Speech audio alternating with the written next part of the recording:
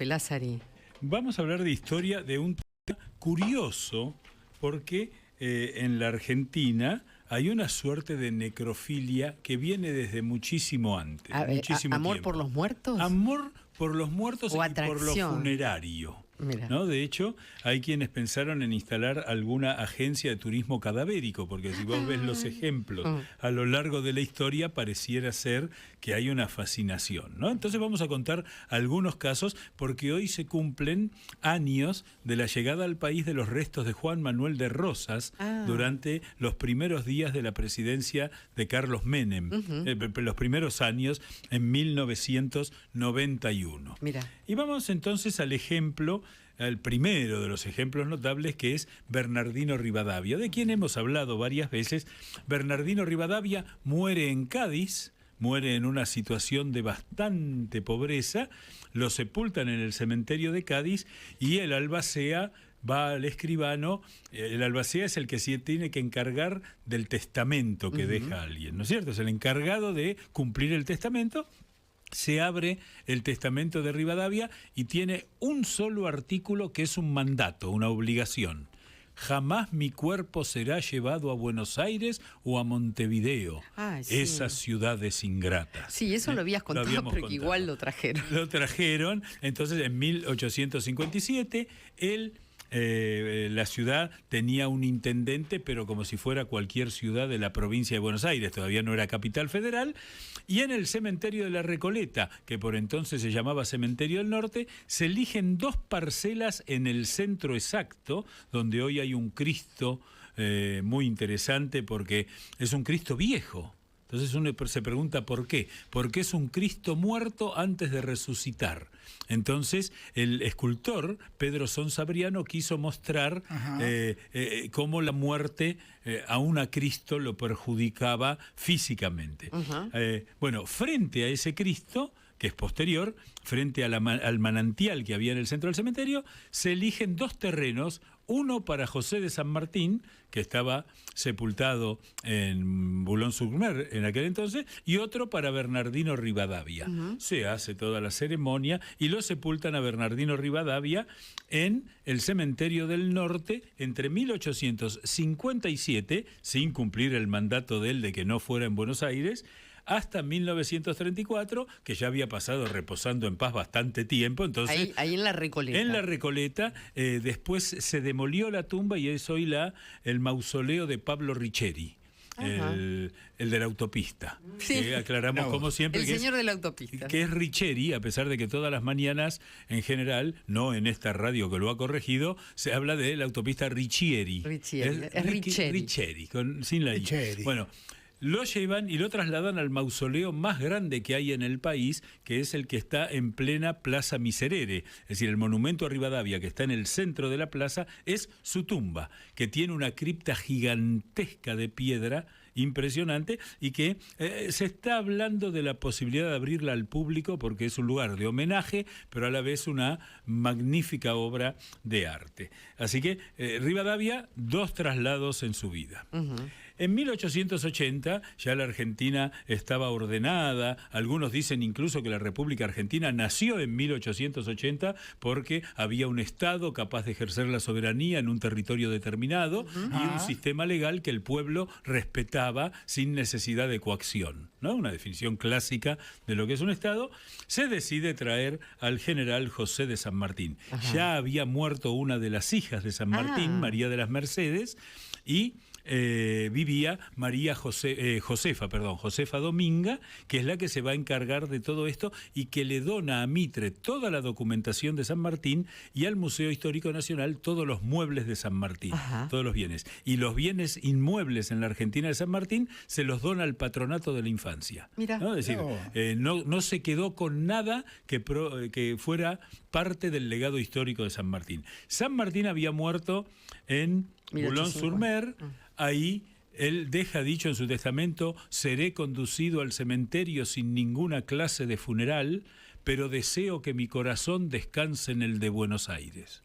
Ya al día siguiente no se respetó, Claro. porque a San Martín de su casa se lo llevan a la iglesia de San Nicolás, que estaba casi frente a su casa en Boulogne-sur-Mer, y se celebró un funeral, y luego todos sus amigos condujeron los restos a la cripta de la catedral de Boulogne-sur-Mer, que es una cripta romana de los años 300, un lugar muy impresionante, que San Martín estuvo allí 16 años, y que quien fuera canciller, Jorge Furí, cuando era embajador sí. en París, restauró esa capilla y la puso en valor, ¿no? Una de las cosas más emocionantes que yo experimenté en mi vida es cuando me dan un folletito para recorrer Boulogne-sur-Mer y decía abajo: no deje de visitar los lugares del hombre más importante que vivió en Boulogne-sur-Mer, José de San Martín. Qué bárbaro. Que es muy lindo, teniendo en cuenta además que Boulogne-sur-Mer tiene 2000 años de historia, o sea que un gran homenaje. Bueno, Ahora no le dieron ni bolilla a su deseo, cero. nunca, jamás. Jamás. Pero para eso, o sea,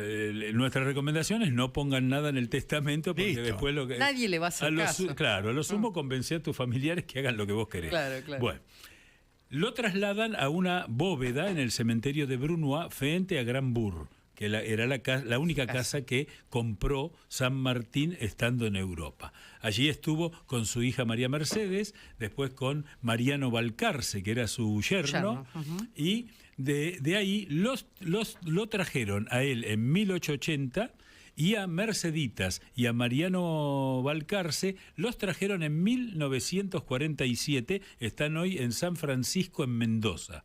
Bien, después San Martín llega, se le hizo homenaje, los gobiernos del Brasil y de Uruguay pidieron que el barco, que fue el Villarino, primer viaje del Villarino, un barco que se hundió en la Patagonia años después, fue a Río de Janeiro, se le hizo un funeral de Estado a San Martín, en Montevideo lo mismo, y cuando llegó aquí, llevan los restos a la catedral, y en la cripta de la catedral se procede a revisar los restos para introducirlos en el monumento que se había construido, que era un monumento que se había construido para un depósito de huesos. Sí. Al abrir el primer ataúd, descubren que hay un segundo ataúd.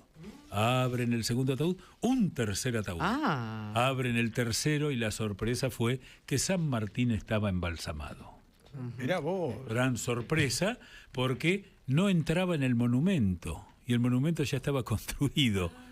Entonces hubo ideas estrafalarias, como por ejemplo la de plegar en dos el cuerpo. Digo porque cosas raras han pasado siempre, pero finalmente un arquitecto le encontró la solución. ¿Cuál era? Hicieron un nicho en diagonal dentro del monumento, con la cabeza mirando hacia el altar arriba y los pies abajo. Es decir, que hoy cuando uno mira el monumento de San Martín, que están los dos granaderos, si no están los granaderos, el monumento está cerrado.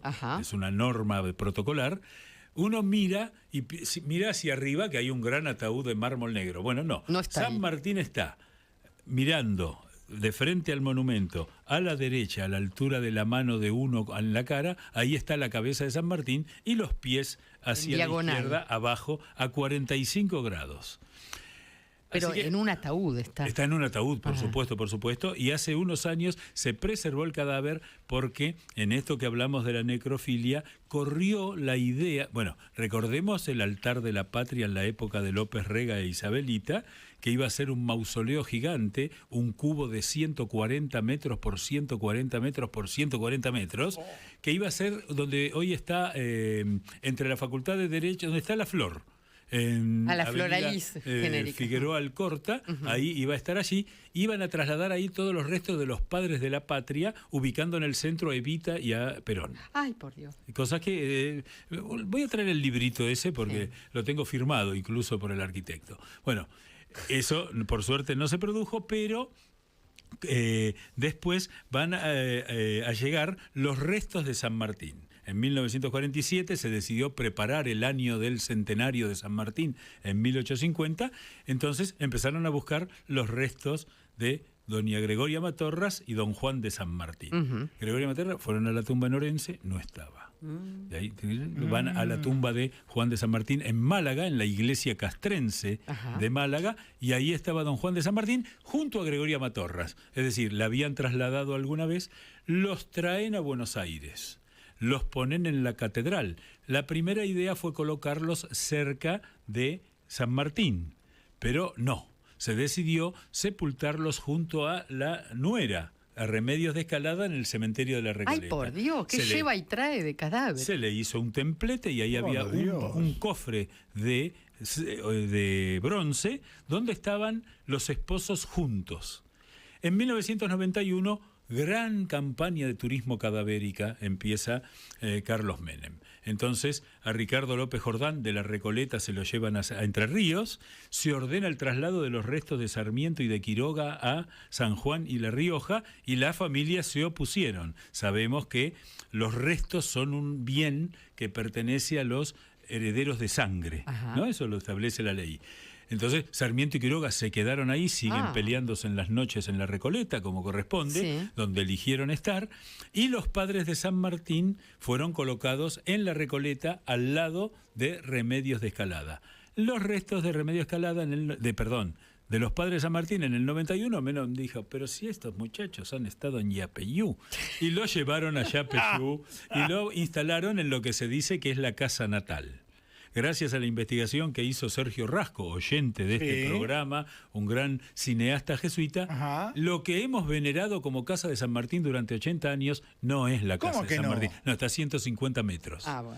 No, a ver, lo bueno de la ciencia histórica, que algunos creen una cosa del pasado, es que si se sigue investigando, aparecen cosas nuevas. No está mal haberse equivocado. Lo que hay que hacer es corregir el error. Así que suponemos que los padres de San Martín, que ya tienen una larga trayectoria de lugares en los que han reposado, terminarán en la Casa Nueva de San Martín, en otro lugar. Juan Manuel de Rosas, Southampton, uno de los primeros gestos de reconciliación que planteó Menem, diciendo que no podía ser que uno de los próceres argentinos estuviera en Inglaterra. Rosas estaba sepultado a 300 metros de donde partió el Titanic. Por Southampton es un puerto. Claro, el puerto de Southampton. Y ahí está él, estaba su casa, no existe más, pero estaba el cementerio. Lo traen aquí. No lo trajeron a Buenos Aires, lo llevaron en avión hasta Santa Fe, y desde Santa Fe lo bajaron a Rosario en barco para pasar por la Vuelta de Obligado, que era su gran hecho heroico. ¿Estaba embalsamado? Esperá. Porque es peor. ¡Qué miedo! Llega el ataúd al puerto de Buenos Aires, se hace toda una ceremonia, participa el presidente, y hay una norma fúnebre en todo el mundo, que es que cuando se trasladan los restos hay que abrir el ataúd. Como identificación, aunque probablemente después de 120 años no había nada. En el momento que se abre el ataúd, la mayoría de los restos de Rosas se pulverizaron, salvo su dentadura postiza, ¿no? Y lo curioso es que en ese momento se oyó una carcajada, dicen algunos, que era el alma de Rosas, que fue a buscarlo a José Mármol, que está sepultado también en la Recoleta, y que había profetizado: y ni siquiera la América el polvo de tus huesos tendrá.